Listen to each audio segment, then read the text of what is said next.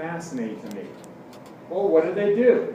How many personally sponsored? Now they actually had to get automatic delivery, these product users, right? And then they sponsored John, people that actually decided to do the business with them. On an average, they did 23 of those over the course of that 5 years. That they personally sponsored 23 people who said, I want to do the business. That's pretty interesting to me.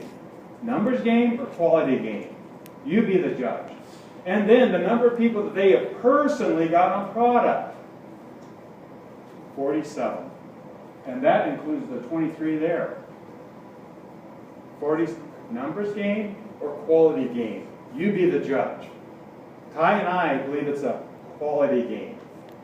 We believe we want to teach you skills where you increase that skill set so that you can have better quality conversations with people. So here's a myth. I am not here to motivate you, I'm here to find motivated people. I've heard that. That was taught to me. I don't believe that at all. I want to find motivated people who are coachable. If you're here, you're motivated. But the breakdown is people don't become coachable. Oh my gosh. I got to figure it out. I got life all figured out. I painted myself in this financial corner as a business guy or a healthcare professional. And oh boy, I still go back to remember the good grades I got in high school, the good grades I got in college, or the good grades I got in med school. Oh boy, but here I am in the corner. There's got to be a way out. There's got to be a stepping stone. Here's another myth. The money's in front of the room. So some people here in front of the room maybe are not making that much money. That's not where the money is. You can be a trained speaker, right? That's not what, in speaking there's great money there. Timing is great money doing that. But it's not a sign just you're speaking here that you're making great money. Where you make the great money is this, is your ability to scan people. That's why Greg has over 10,000 circuit group volume, because he's a great scan operator. If I were you, before I left today, I would ask him to scan me. Figure out how he does it.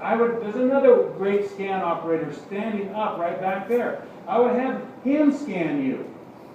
Lisa's a scan operator. Laura is an average scan operator and just does it so many times that she's got really good at it. And now it's amazing. You think about it. She single-handedly changed how I introduce this to people anymore. Fascinating. And man, she's got charts and she's got all this stuff. She really, really has a lot of word tracking, isn't it? You should have her scan her. Didn't you have a good experience with that, Sheila? It's pretty amazing. And they'll help you do it. And if this brand new lady's going to do it, she's going to do it because Taryn, right? Because she's going to be a scan operator. And the ability to influence business leaders to take a look. You got to roll your boat with both oars, or you just go in a circle. You got to do both. Business people and non-business people. So this is a great one. Oh, I'm so good at that, right? And I've heard it up here a couple times over the course of the weekend already. Oh, this guy could sell snow to an Eskimo. You know, that's why people don't want to be salespeople. Oh, he can sell sand to an Arab. Okay, so that's what we do. We just, we sell people things they don't need. Because people do that, right? That's not that becomes a numbers game. That's a lot of Arabs that want to buy sand, that don't have a motivation to buy sand. That's a lot of Eskimos that need more snow, right? Even with climate change, they don't need more snow. It doesn't make any sense. It becomes this ability to change and to influence people. So here's another one. You're the messenger, you're not the messenger, you're the messenger, you're not the messenger. Just deliver the message. You don't have to worry about who you are. This is one of the greatest lies that have ever been perpetrated upon me in the last 11 years, because that was drummed into my head, and I don't believe it for a minute. Just get them on the phone with your upline. No, that's traditional network marketing. That's the hype and the scam and the smoke and the mirrors and the snake oil. Here, you're going to be the message. Because this is the fact of it. Here's a real hard truth. And this is really difficult for people sometimes. This is a gut check for people sometimes. Right here. You are the average of your 5 closest friends. Who you hang out with dictates who you are. Period. And what we have attracted by the person we have become. If you are a goofball, you have goofball friends. Period. If you are a pigeon feeder, most likely you like pigeons. Does that make sense? It's not my fault. It's not your dad's fault or your parents' fault or your kid's fault. It is your fault. And you have to decide, period, to do something different. And if people aren't listening to you because they're rejecting you because they don't value who you are, and you are the only person that can change that. Period. Isn't that a pretty hard truth? You don't see those people on Oprah. You don't see those people on all of those talk shows. Oh my God, I'm blame. To me, line them up and shoot them. I don't know, do something to them. It's just ridiculous. They're the problem, they're not the solution. And you and I are the solution. That's how strong I feel about it. We couldn't tell. Sorry, John. All right.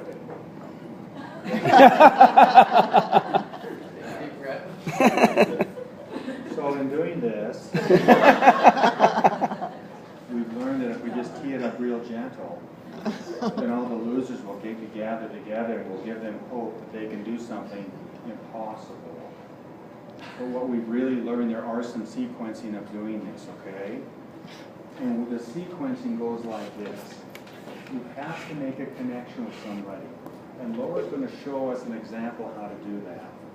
And as you go through this sequential environment of 6 phases of being able to recruit without rejection, because that's our biggest fear is rejection. People don't like to be rejected, and this is really hard for me to do right now. Can I go back to me? This is what we have put together because if we invented it, it's because it's the sequencing of learning how to talk to everybody. Period. I don't like to be told no. Very seldom am I told no.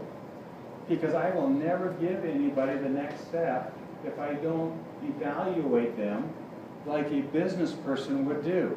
Send me your resume, I'm going to read your resume, and then I'm going to call you in and I'm going to have a discussion with you, and I'm going to determine if I'm going to offer you the vision of my job. Period. And if I don't deem you worthy, I will not present it to you. Does that make sense? So in doing that, I'm going to try to find out, is there pain? Let me ask you in a doctor's office and you're sitting at the front desk and on the counter leaning and you're talking to the gatekeeper there. Hey, how successful is this business? Do you think the doctor is going to give you that information? You've got to get that doctor back in his office, away from his staff, away from her staff. You have to get them off-site if you can to have these quality conversations. And then we're going to create a vision. We're going to show them a way out, if they choose to have a way out.